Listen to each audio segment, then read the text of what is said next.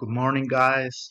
During this lesson, we are going to review the arguments on the topic that we studied in the first part of the year.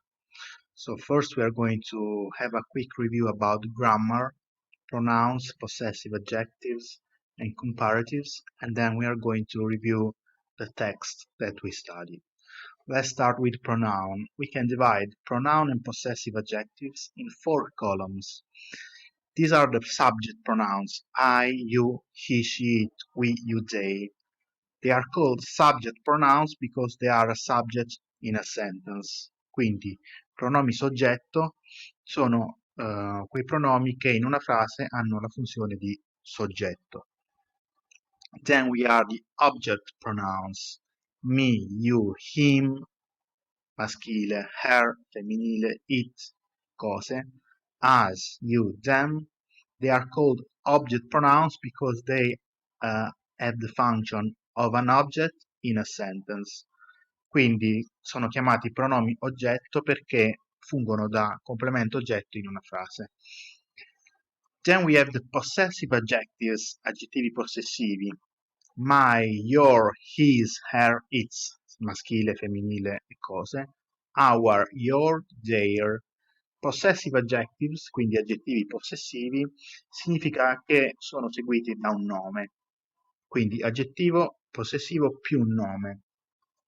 Then we have the possessive pronouns, mine, yours, his, hers, ours, yours, theirs. Sono pronomi possessivi, quindi al posto del nome. We don't find a name after these possessive pronouns because they are pronouns, so they have the function to replacing a noun. Okay. Then we have the adjectives. Adjective, comparative, and superlative. Let's have a look at this example.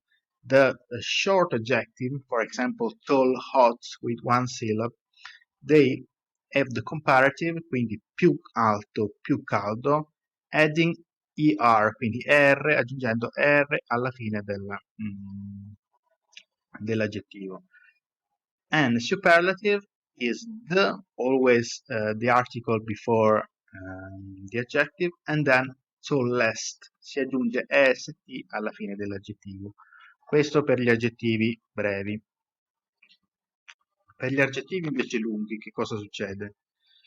Modern, for example, dangerous, interesting, we can find a different use of the comparatives. We don't have er at the end of the adjective, but we have more or less, quindi più o meno, most or least for the superlative, before the adjective. Quindi ricordate, per gli aggettivi brevi di una sillaba si aggiunge er alla fine del comparativo oppure st alla fine per il superlativo. Per tutti i superlativi si aggiunge l'articolo prima, mentre per gli aggettivi lunghi, 2 più sillabe, more and most before the adjective, quindi l'aggettivo non cambia, però prima si aggiunge more, comparativa di maggioranza, less, comparativa di minoranza, most, superlativo di maggioranza, least, superlativo di minoranza. Then there are some regular adjectives, for example, good, bad, become better, worse, the best, and the worst, far, farther, and the farthest. This about grammar. Then let's have a look about the text that we studied during the first part of the year very quickly. As you remember, we studied some brand names and why these famous companies are called in such a way. For example, we have a company that is named after a Greek goddess. L'azienda che è chiamata così in onore di una divinità greca, it is Nike, because it's called in this way after the Athena Nike, dea della vittoria. Second company named after the company's founder, quindi chiamata così come named after, chiamata in onore del company's founder, quindi il fondatore dell'azienda. In this case is IKEA, because these 4 letters are 4 initials. I, the name of the founder. K, The surname and ENA are called after the village and the city of the founder. Then there is a company that takes this name that means 3 stars. 3 in Korean is called Sun and star Sing. So Samsung, it means Sun Sing, 3 stars, quindi 3 stelle. Because it means that has a good quality of their product. Named after a very large number, in this case is Google, because the name Google also means a 1 plus a lot of zeros. That's why, because on Google you can find a lot of information. The last one has a name which means sound plus boy, and is Sony, is a mix of these two names, sound plus boy, and that's why it's a very short name, Sony. It's a mix of these two words. Then let's have a look about the other text that we studied. This is about colors. As you remember, there are some different colors, strange colors. The first one is dead salmon. This name is very depressing sounding. It's a brownish pink, and it's called because this name was comes after comes from the 1805, was used in England to paint an English old country house, and this color is brownish pink, quindi un rosa tendente al marrone. Then we have the arsenic, that is also a color of a poisonous substance. It's a greenish blue color. Was used to create a color Paris green, and was used to paint rooms and for wallpaper. But this was a poisonous substance, that's why a lot of people became ill. A lot of people living in houses painted with Paris green became ill, also Napoleon.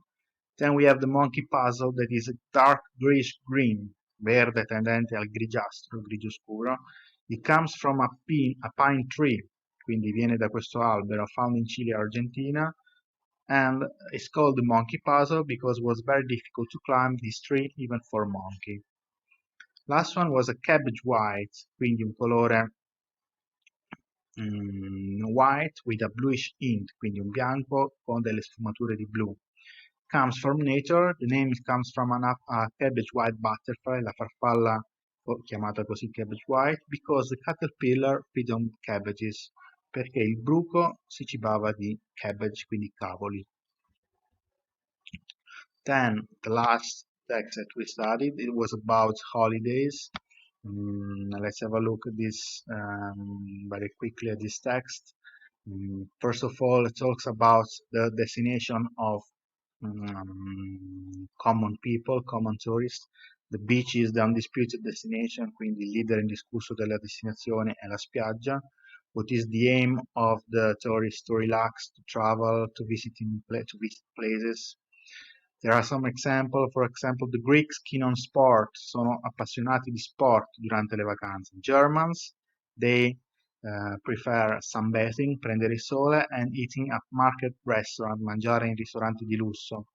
Americans, they don't want to sunbathe, quindi non vogliono prendere il sole perché hanno paura del cancro alla pelle, but they want to soak up the history and culture, vogliono imparare la storia e la cultura dei luoghi. So they visit museum, historic buildings, while UK travelers, britannici, they drink a lot when they are on holiday, quindi bevono 5 o più drink alcolici.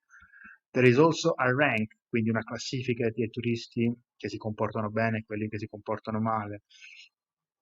The Japanese are considered the world's best tourists, while the French are considered the worst tourists, quindi i peggiori al mondo, perché they are very frugal and the meanest tippers. Sono molto tirchi, diciamo, spendono poco, avari, and meanest tippers, e lasciano pochissima mancia. Then there is also a rank for all the other nationalities. We also can find Italians because they have a good fashion sense, but they are also very noisy. This is a review. You can still have a look in more details to the text to be prepared for your exam. Okay, that's all. Goodbye.